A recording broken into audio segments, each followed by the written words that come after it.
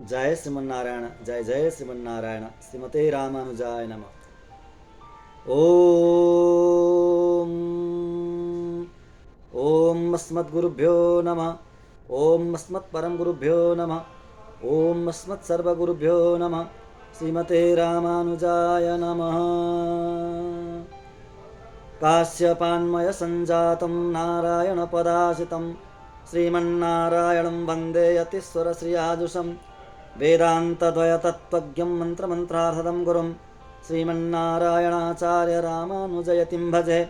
तस्मै रामानुजार्याय नमः परमयोगिने यश्रुतिस्मृतिसूत्राणाम् अन्तर्ज्वरमशेषमत् वृन्दावनान्तर्गतं बलिनोऽनुजातं नीलर्षभावपशुमध्यगतं दिदृक्षो दृष्टस्त्वया किमिति याः सखीजनं सा गोदा स्वयं रमयते तुह्यरङ्गराजं गोदा विभूषणसुरम्यपराभिधानं वृन्दावनावनिनिधिं करुणैकतानम् अर्चावतारनिचयेऽपि च यत्प्रधानं तदरङ्गदेशिकधनं शरणं शराणि तदरङ्गदेशिकधनं शरणं शराणि। ॐ सहना भवतु सहनौ भुनक्तु सह वीर्यं करवावहै तेजस्विनामधीतमस्तु मा विद्विषावहै। ॐ शान्ति शान्ति शान्ति। हरि ॐ।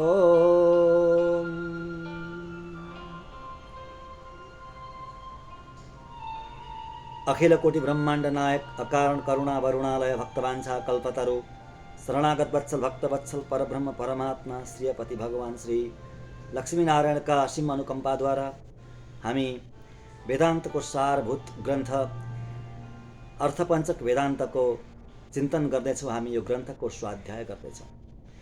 पिल्लै लोकाचार्य स्वामीजी जो एक महान आचार्य हुनुभयो, महान ज्ञानी हुनुभयो, हाम्रो गुरु परम्पराको एउटा लिस्टमा पर्नुहुन्छ।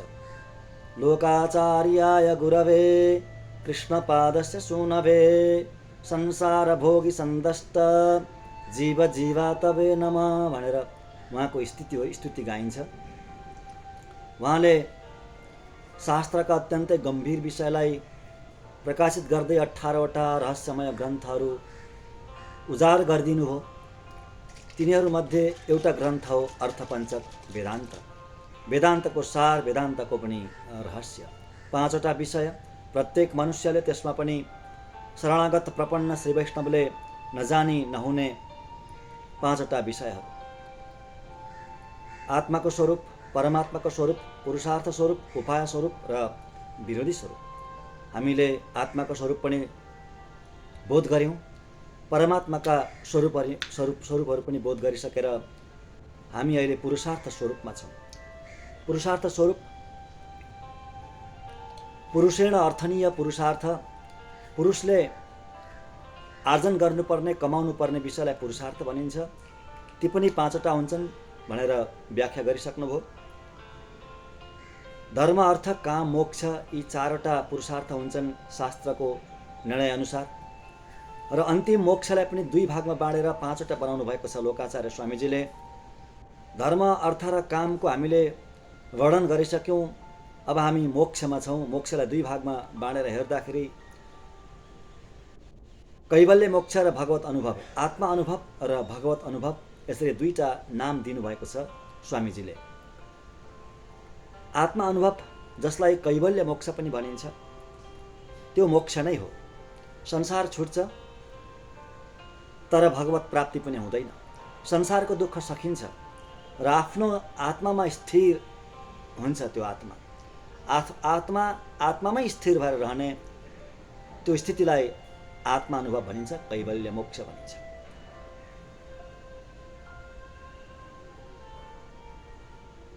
भगवत प्राप्ति चाहिँ हुँदैन। भगवानको आनन्द सोऽस्नु ते सर्वान् कामान् सह भनेर सह ब्रह्मणास् भनेर यसरी वेदान्तले बताएको छ। ब्रह्मसँग बसेर समस्त भगवानका कल्याण गुणहरूलाई भोग गर्नु, उपभोग गर्नु, भगवान जस्तै बनेर बस्नुको नाम मोक्ष हो। अनन्त अनन्त कालसम्म हजारौँ लाखौँ करोडौँ शरीर धारण गरेर ब्रह्माण्डको जुनसुकै कुनामा गएर सर्वकाल सर्वदेश र सर्वावस्थामा भगवानको कैङ्कर्य गर्नुको नाम वास्तवमा मोक्ष हो त्यो प्राप्ति हुँदैन आत्मानुभवमा। केवल आत्मामा स्थिर भएर आफ्नो स्वरूपमा स्थिर भएर रहन्छ। भगवान् श्रीहरि श्रीमन्नारायण पाइनुहुन्न, त्यसको नाम केवल हो। यो पनि मोक्ष नै हो, एउटा पुरुषार्थ हो, आत्माको अनुभव गर्ने एउटा पुरुषार्थ। हामीले पहिला पनि यो कैवल्य मोक्षमा चर्चा गरिसकेका छौँ। केवलो नाम लेख्नुहुन्छ, केवलो नाम दुःख निवृत्ति मात्र रूपम। दुःख निवृत्ति मात्रै हो, दुःख निवृत्तिको रूप मात्रै हो। वास्तवमा दुःख निवृत्ति, संसार निवृत्ति हुनु मात्रै पनि मोक्ष होइन र भगवत प्राप्ति मात्रै पनि मोक्ष होइन, दुईटै हुनुपर्छ। हेर्नु, भगवत प्राप्ति मात्रै पनि मोक्ष होइन, संसारको दुःख निवृत्ति हुनु पर्यो। दुःख निवृत्ति मात्रै भएर होइन, संसार सकेर मात्रै हुँदैन, भगवत प्राप्ति हुनु पर्यो, अनि मात्रै मोक्ष हुन्छ। भगवत प्राप्तिलाई पनि मोक्ष भनिन्न त भनिन्न। हामीलाई 24 घण्टामा एकपल्ट भगवत प्राप्ति भएकै हुन्छ। 24 घण्टामा एकपल्ट भगवत प्राप्ति भएकै हुन्छ। कसरी भन्नु होला? तीनटा स्थिति हुन्छन्, जाग्रत, स्वप्न र सुषुप्ति। जाग्रत अवस्था, तीनटा अवस्था हुन्छन्, जाग्रत, स्वप्न र सुषुप्ति। जाग्रत अवस्था भनेको जागेको अवस्था, हिँडुल गरेको दिउँसोको अवस्था हो, नसुतेको अवस्था। स्वप्न अवस्था भनेको सुतेको, स्वप्न देखेको अवस्था, सपना आएको अवस्था। अनि अर्को तेस्रो अवस्था हुन्छ स्वप्न पनि नआएको गहिरो निद्राको अवस्था, जसलाई सुषुप्ति भनिन्छ। र यो तेस्रो अवस्था, सुषुप्ति अवस्था, यो अत्यन्त सुखदायक हुन्छ। केही थाहा हुन्न, गहिरो निद्रामा सुतिन्छ, अनि उठेपछि के भन्छन् भन्दा आज कस्तो आनन्दको निन्द्रा आयो, केही थाहा पाएन, कस्तो आनन्दको, कस्तो सुखको निन्द्रा आयो, कस्तो सुखपूर्वक सुतियो। त्यो आनन्दको अनुभूति त भयो नि, आत्मालाई आनन्दको अनुभूति भएछ, अनि जागेपछि थाहा भयो। त्यतिखेर आत्मा हेर्नु, त्यतिखेर आत्मा चित्तवृत्ति कहाँ गएको हुन्छ भन्दा मन लगायत समस्त चित्तवृत्ति भगवान समक्ष पुगेको हुन्छ, भगवानसँग गएको हुन्छ, भगवानसँग मिलेको हुन्छ, अनि त्यो आनन्द प्राप्त भएको हो सुषुप्तिको अवस्था। यसरी भगवत प्राप्ति भएकै हुन्छ 24 घण्टामा एकपल्ट, रात्रि सुतेको बेला गहिरो निन्द्रामा। परन्तु के दुःख निवृत्ति भयो त, मोक्ष भयो त? भएन नि। भगवत प्राप्ति भएर पनि मोक्ष भएन। किन भएन? दुःख निवृत्ति भएको छैन, संसार सकिएको छैन, संसारको निवृत्ति भएको छैन, त्यसैले मोक्ष भएन। त्यति मात्रै होइन, प्रलयको अवस्थामा हामी सबै भगवानको पेटमा हुन्छौँ, श्रीहरिको भगवानको पेटमा हुन्छ। समस्त ब्रह्माण्डलाई, जगतलाई भगवानले आफ्नो पेटमा राख्नुहुन्छ प्राकृत प्रलयमा। जड चेतन सबैले आफूभित्र सूक्ष्म दशामा आफूभित्र राखेर भगवान शयन गरिबक्सिन्छ। त्यतिखेर पनि भगवत प्राप्ति भएकै हुन्छ। परन्तु जब सृष्टि हुन्छ, फेरि भगवानले फेरि के गर्नुहुन्छ? सबैलाई बाहिर निकाल्नुहुन्छ। त्यो सूक्ष्म रूपलाई स्थूल रूपमा बाहिर निकाल्नुहुन्छ र ती सबै आत्माहरू, जीवात्माहरू आफ्नो कर्म अनुसार कहाँ जानुपर्ने हो, कुन शरीर, कस्तो शरीर पाउनुपर्ने हो, फेरि पाउँछन्। कुन कल्पमा पाउनुपर्ने हो, त्यो सबै व्यवस्था हुन्छ भगवानको। भगवत प्राप्ति भएर पनि यसरी मोक्ष भएन। त्यसैले भगवत प्राप्तिलाई मात्रै मोक्ष भनिँदैन, दुःख निवृत्ति हुनु पर्यो, संसारको दुःख निवृत्तिपूर्वक भगवत प्राप्ति हुनु पर्यो। अब संसारको दुःख निवृत्तिलाई पनि मोक्ष भनिएन, किनभने कैवल्य नाम गरेको त्यो मोक्ष योभन्दा अगाडि चर्चा गरियो, त्यो वास्तविक मोक्ष हो भनेर मान्नु भएकै छैन पूर्वाचार्यहरूले। आत्मा अनुभवलाई वास्तविक मोक्ष भनेर मान्नु भएकै छैन, त्यसलाई त आत्माको नाश बताउनु भएको छ।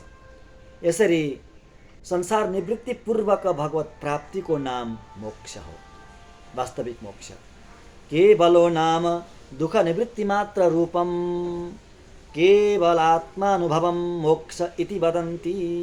केवल आत्माको अनुभूति हुनु, आत्मामा स्थित हुनुलाई यो मोक्ष भनिन्छ। केवल मोक्ष, कैवल्य मोक्ष, आत्मा अनुभव, यो चौथो पुरुषार्थ। अब पाँचौं पुरुषार्थ वास्तविक मोक्ष, भगवत अनुभव, परम पुरुषको अनुभव, भगवत अनुभव। त्यसको वर्णन गर्दै अन्तिम पुरुषार्थको बारेमा लेख्नुहुन्छ स्वामीजी।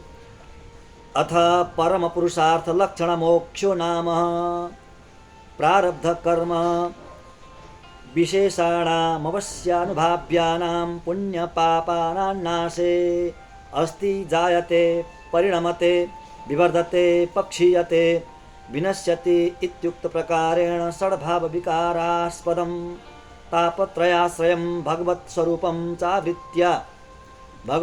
चावृत्य विपरीतज्ञानोत्पादकं संसारवर्धकं स्थूलशरीरमुपेक्षया त्यक्त्वा सुषुम्नानाड्या शिरकपालं भित्त्वा निर्गत्य सूक्ष्मशरीरेणाकाशं गन्तुं मार्गं प्राप्योष्णमण्डलान्तर्गत्वा सूक्ष्मशरीरं वासनारेणुञ्च विरजास्नानेन दूरीकृत्य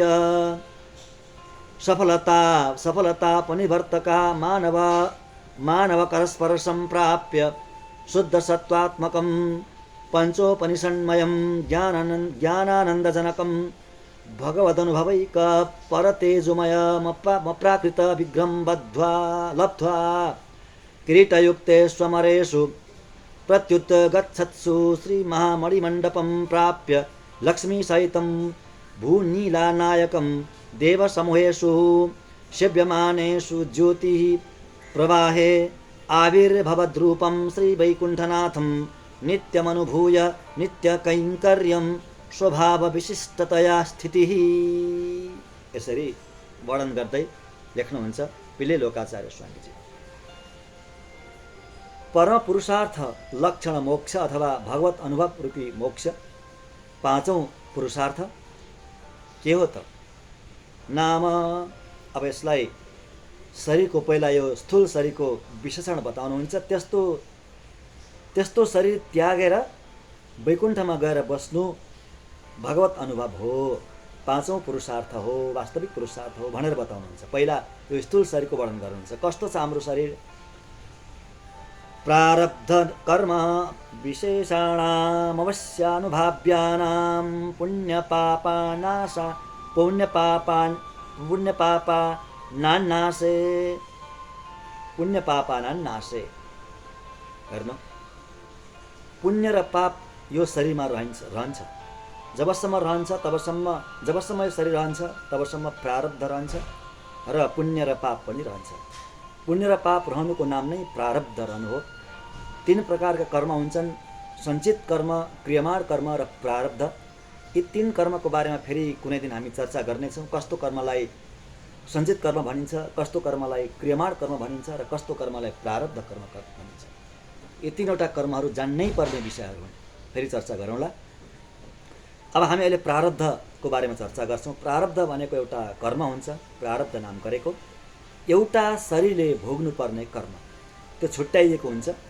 एउटा शरीरले जन्मिएदेखि अथवा माताको गर्भमा प्रवेश गरेदेखि अन्तिम श्वाससम्म के भोग्नुपर्छ, सुख र दुःख, त्यो सबै प्रारब्ध हो।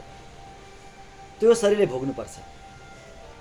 अनि यो शरीर कस्तो हुन्छ शरीर भन्दा अस्ति जायते परिणमते विवर्धते अपक्षीयते विनश्यति षड्भाव विकार। 6 प्रकारका विकार हुन्छन् यी शरीरमा। 6 प्रकारका विकार, षड्भाव विकार। के भन्दा जायते जन्मिनु विकार हो। लाचार भएर जन्मिनु पर्छ, राम्रो कुरा होइन जन्मिनु। अस्ति पेटमा छ, गर्भमा छ, अस्ति पेटमा गर्भमा छ, अस्ति गर्भवास कति पीडा हो, कति दुःखदायक हुन्छ। जायते दोस्रो भाव है, अस्ति पहिलो, गर्भमा छ भन्ने अस्ति अत्यन्त पीडादायक स्थिति गर्भवास। त्यस पछाडि जायते भनेको जन्मिन्छ, त्यो अर्को विकार हो। जन्मिनु पनि अत्यन्तै पीडादायक हुन्छ। अस्ति जायते, अब तेस्रो परिणमते, परिवर्तन हुन्छ, बढ्दै जान्छ, अलि बढ्दै जान्छ। विवर्धते, बढेर जवान हुन्छ, विकार आयो शरीरमा। अपक्षीयते, अब त्यो घट्न थाल्छ, भनेको वृद्धावस्था आयो, घट्न थाल्यो। अनि अन्तिममा विनश्यति, नाश हुन्छ, शरीर छुट्छ। यी 6 प्रकारका विकार हुन्छन् यो शरीरमा। यी 6 प्रकारका विकारले युक्त यो शरीर षड्भाव विकारास्पदम, त्यस्तो विकारको घर यो शरीर। अर्को तापत्रयाश्रयम, तापत्रयको आश्रय हो यो शरीर। 3 प्रकारका ताप, आदि दैविक, आदि भौतिक र आध्यात्मिक, यी 3 प्रकारका तापले तप्नै पर्छ यो संसारमा। तीन प्रकारका तापले सन्तप्त हुनै पर्छ यो संसारमा। यी तीन प्रकारका तापको यो आश्रय हो, घर हो यो शरीर। अनि कस्तो भन्दा भगवत स्वरूपम च आवृत्य, भगवत स्वरूपलाई पनि ढाकिदिन्छ।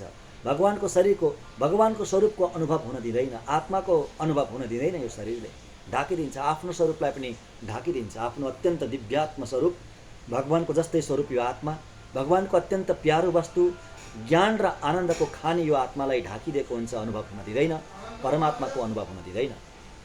अनि विपरीत ज्ञान उत्पादकम, अर्को के गर्छ यो शरीरले भने विपरीत ज्ञानलाई उत्पादन गरिदिन्छ। भगवानको ज्ञान होइन, त्यसको ठिक अपोजिट संसारको ज्ञानलाई मात्रै बढाइदिने, संसारको ज्ञानको मात्रै बोध गराइदिने, त्यस्तो विपरीत ज्ञानलाई उत्पादन गरिदिने यो शरीर। संसार वर्धकम, अनि संसारलाई बढाउने यो शरीरले के गर्छ भन्दा संसारलाई नै बढाइदिन्छ। भगवत ज्ञानलाई बढाउँदैन, संसारलाई बढाउँछ। यो शरीरमा मन छ नि, मन पनि शरीर नै हो, शरीर अन्तर्गत नै पर्छ यो मन पनि, जड वस्तु हो। यसले के गर्छ भन्दा संसार बढाउँछ। चित्तवृत्ति मन सधैँ संसारमै लागेको हुन्छ, भगवानमा लाग्दैन। भगवानमा लगाउनका लागि बल लगाउनुपर्छ, वृत्ति लगाउनुपर्छ, जबरजस्ती गर्नुपर्छ मनलाई, परन्तु संसारमा लाग्नको लागि जबरजस्ती गर्नु पर्दैन, स्वतः सिद्ध आफै लाग्छ। त्यस्तो मन, त्यस्तो शरीर हो संसार वर्धकम। स्थूल शरीरमुपेक्षया, अब हो यस्तो शरीरलाई, यस्तो स्थूल शरीरलाई है, यस्तो स्थूल शरीरलाई त्यागेर, त्यक्त्वा त्यागेर, अन्तिम पुरुषार्थ मोक्षरूपी पुरुषार्थ भगवत अनुभवको कुरा बताउनु हुँदैछ यहाँ। त्यस्तो शरीरलाई त्यागेर, त्यक्त्वा त्यागेर, कसरी त्यागेर? भगवानको सङ्कल्पले, भगवानको इच्छाले, भगवानको कृपाले। आफैले त्यसरी त्यागिँदैन, आफैले मोक्ष प्राप्ति हुने पनि होइन, ईश्वरको सङ्कल्प हुनुपर्छ। त्यक्त्वा, अनि त्यागिसकेपछि के हुन्छ भन्दा सुषुम्ना नाड्या शिर कपालम भित्वा, सुषुम्ना भन्ने एउटा नाडी हुन्छ, हृदयमा 101 नाडी हुन्छन् भनेर शास्त्रले बताएको छ।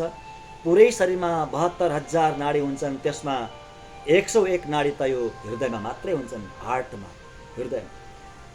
त्यहाँबाट 3टा नाडी माथितिर गएका हुन्छन्। बीचको अत्यन्त महत्त्वपूर्ण नाडी, त्यसको नाम हो सुषुम्ना नाडी, भनेको भेन, नसा। सुषुम्ना नाडी अत्यन्त सूक्ष्म नाडी हुन्छ। त्यो नाडी शिरसम्म गएको हुन्छ, ब्रह्मरन्ध्रसम्म गएको हुन्छ। हो त्यो नाडीबाट यात्रा सुरु हुन्छ मुक्तात्माको, मोक्ष भएर जाने आत्माको त्यो नाडीबाट यात्रा सुरु हुन्छ। सुषुम्ना नाड्या, त्यो नाडीबाट माथि गएर, माथि गएर कपालम भित्वा, यसको लागि व्यापक बोध हुनको लागि, व्यापक जानकारी हुनको लागि अर्चिरादि मार्ग श्रवण गर्नुपर्छ। कुनै समयमा हामी फेरि त्यसको पनि चर्चा गरौँला। कपालम भित्वा भनेको ब्रह्मरन्ध्र, कपाल बीचको, माथि शिरको बीचको भागलाई भेदन गरेर त्यहाँबाट निर्गत्य बाहिर निस्किनुहुन्छ मुक्तात्मा। भगवानको कृपाले निर्गत्य बाहिर निक्लेर सूक्ष्म शरीरेण आकाशम गन्तुम मार्गम, अब सूक्ष्म शरीर बाहिर निस्किन्छ। मन र सूक्ष्म शरीरलाई साथमै लिएर त्यो शरीर बाहिर निस्किन्छ, शिरबाट बाहिर निस्किन्छ। बाहिर निस्केर अनि अर्चिरादि मार्गमा प्रवेश गर्नुहुन्छ मुक्तात्मा। उष्ण मण्डलान्तर्गत्वा, उष्ण मण्डल भनेको सूर्यमण्डललाई पनि भेदन गरेर जानुहुन्छ। अनि त्यस पछाडि विभिन्न लोकहरू हुन्छन्, ती लोकहरूलाई पार गर्दै गर्दै गर्दै जानुहुन्छ, ब्रह्माजीको लोकमा पुग्नुहुन्छ। ब्रह्माजीको लोकदेखि अगाडि 7वटा आवरण छन्, ती आवरणलाई पनि भेदन गरेर जानुहुन्छ। मूल प्रकृतिमा पुग्नुहुन्छ, मूल प्रकृतिलाई पनि उल्लङ्घन गरेर जानुहुन्छ र विरजाको तीरमा पुग्नुहुन्छ। विरजा स्नानेन दूरीकृत्य, के दूरीकृत्य भन्दा सूक्ष्म शरीरम, त्यो विरजाको तीरसम्म सूक्ष्म शरीर साथमै गएको हुन्छ। त्यहाँबाट पारी तर्नुपर्छ वैकुण्ठमा जानको लागि। अब मुक्तात्माले त्यहाँ स्नान गर्नुहुन्छ, त्यहाँ डुब्की लगाउनुहुन्छ त्यो विरजाको जलमा, नदीमा पारी तर्नको लागि। त्यहाँ डुब्की लगाउने बित्तिकै सूक्ष्म शरीर त्यहाँ छुट्छ, अब पखालिन्छ, सूक्ष्म शरीर त्यहाँ पखालिन्छ। विरजा स्नानेन दूरीकृत्य, त्यो सूक्ष्म शरीर हट्यो, छुट्यो। त्यस पछाडि कस्तो भयो त भन्दा अत्यन्त सुन्दर तेजोमय धप धप धप धप बलेको आत्मा, चैतन्य आत्मा मात्रै रह्यो। त्यसलाई अमानव करस्पर्शम प्राप्य, पारिपट्टि भगवान एक रूपले बस्नुभएको हुन्छ। अमानव नाम गरेको भगवान स्वागत गर्नको लागि बस्नुभएको हुन्छ तीरमा। पारिपट्टि जान्छ त्यो ज्योति आत्मा, अमानव भगवानले त्यो ज्योतिलाई स्पर्श गरिदिनुहुन्छ, छोइदिनुहुन्छ। छुने बित्तिकै त्यो ज्योतिलाई एउटा अत्यन्त सुन्दर शरीर मिल्छ। त्यो शरीर होइन, त्यो विग्रह हो, भगवानको जस्तै विग्रह। भगवानको सङ्कल्पले मिलेको त्यो शरीर भगवानको जस्तै शुद्ध सत्व तत्त्वले बनेको पञ्चोपनिषन्मयम, पञ्चमहाभूतले बनेको यस्तो शरीर होइन। पञ्चोपनिषन्मय, 5वटा उपनिषदमा बताएका 5वटा तत्त्वले बनेको शरीर। ती तत्त्वहरूको नाम के हो त भन्दा परमेष्टि, पुमान, विश्व, निवृत्ति र सर्व। यी 5वटा तत्त्वले बनेको अत्यन्तै दिव्य भगवानको जस्तै दिव्य मङ्गल विग्रह प्राप्त हुन्छ। त्यो प्राप्त भइसकेपछि किरीटयुक्तेषु अमरेषु प्रत्युद्गच्छत्सु, अब भगवानका जस्तै आभूषणहरू, भगवानका जस्तै आयुधहरू प्राप्त हुन्छन्। अनि महामणिमय मण्डपमा पुग्नुहुन्छ। मणिमय मण्डपमा अगाडि मणिमय मण्डपम प्राप्य, त्यहाँ प्राप्त गर्नुहुन्छ, त्यो मण्डपलाई प्राप्त गर्नुहुन्छ। त्यहाँ अब नित्य मुक्तहरूलाई प्राप्त गर्नुहुन्छ। अनि कसलाई प्राप्त गर्नुहुन्छ भन्दा लक्ष्मी सहितम भूनीला नायकम, लक्ष्मी सहित भगवानको प्राप्ति हुन्छ, भगवान श्रीमन्नारायणको प्राप्ति हुन्छ। भूनीला नायक, लक्ष्मी सहित भू र नीलाका नायक भगवान श्रीहरि, जो देव समूहेषु सेव्यमानेषु, जसलाई देवताहरूले सँग बनाएर झुण्ड झुण्ड बनाएर स्तुति गरिरहन्छन्। सदा पश्यन्ति सूरयः, ऋग्वेदले बताएको छ तद्विष्णु परमं पदकं सदा पश्यन्ति सूरयः। यसरी सूर्य भनेको त्यहाँका नित्यमुक्तहरू, त्यहाँका देवहरूले नित्य निरन्तर भगवानलाई अखण्ड हेरेर बस्नुहुन्छ।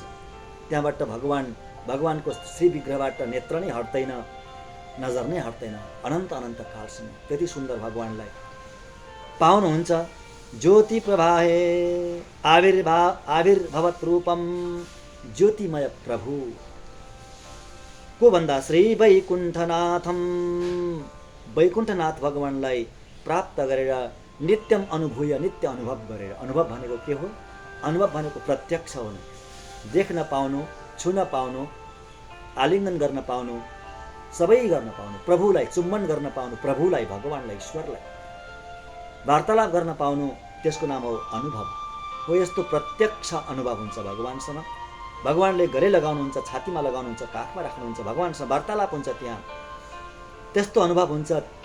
अनुभव गरिसके पछाडि परम प्रीति उत्कर्ष, प्रीतिको उत्कर्ष हुन्छ, सीमातीत प्रीति जागृत हुन्छ प्रभुसँग, भगवानसँग। अनि त्यो प्रीतिको पराकाष्ठाले, प्रीतिले नित्य कैङ्कर्यम, अब प्रभुको, यस्ता प्रभुको नित्य सेवा गरेर, सेवा गर्ने त्यहाँ अत्यन्त उत्कण्ठा जागृत हुन्छ प्रभुको सेवा गर्ने। त्यस्ता प्रभुको नित्य कैङ्कर्य सेवा गरेर बस्ने, त्यो सेवा कहिलेसम्म भन्दा अनन्त अनन्त कालसम्म। यावत् आत्मभावी यावत् कालम, जहिलेसम्म आत्मा रहन्छ तहिलेसम्म। आत्मा कहिलेसम्म रहन्छ? आत्मा त अजर अमर प्रभु जस्तै हो, भगवान जस्तै हो। त्यसैले अनन्त अनन्त कालसम्म त्यो आनन्दको सागरमा, त्यो आनन्दको समुद्रमा डुब्की लगाउँदै लगाउँदै बस्ने, त्यो अवस्था प्रभुसँगै बस्ने, प्रभुको कैङ्कर्य गरेर बस्ने, त्यो अवस्थाको नाम हो भगवत अनुभव, वास्तविक मोक्ष, 5औं पुरुषार्थ। त्यो प्राप्त भइसकेपछि त्यो वैकुण्ठमा एउटा मात्रै शरीर होइन, एउटा दुईटा, स एकधा भवति द्विधा भवति शतधा भवति अनेकधा भवति भनेको छ। एउटा दुईटा, 10वटा, 100वटा, 1000वटा, लाखौँ करोडौँ असङ्ख्य असङ्ख्य शरीर बनाएर ब्रह्माण्डको कुनै पनि कुनामा गएर, वैकुण्ठमा पनि रहेर र ब्रह्माण्डको कुनै पनि कुनामा गएर प्रभुको, भगवानको सेवा गर्ने त्यो स्थिति, त्यो शक्ति प्राप्त हुन्छ। त्यति मात्र होइन, भगवानले आज्ञा गर्नुभयो भने यस्ता ब्रह्माण्डको सृष्टि, स्थिति र प्रलय गर्नेसम्म शक्ति हुन्छ। त्यस्तो शक्तिशाली बनेर बस्ने अनन्त अनन्त कालसम्म प्रभुको साथमा, त्यो स्थितिको नाम हो मोक्ष, भगवत अनुभव र वास्तविक मोक्ष, वास्तविक पुरुषार्थ। यसरी हामीले पुरुषार्थका 5वटा भेद, धर्म, अर्थ, काम, आत्मा अनुभव र भगवत अनुभवको बारेमा हामी चर्चा गऱ्यौँ र अगाडि हामी उपायको बारेमा हामी चर्चा गर्नेछौँ। हस्त आजलाई जय श्रीमन्नारायण।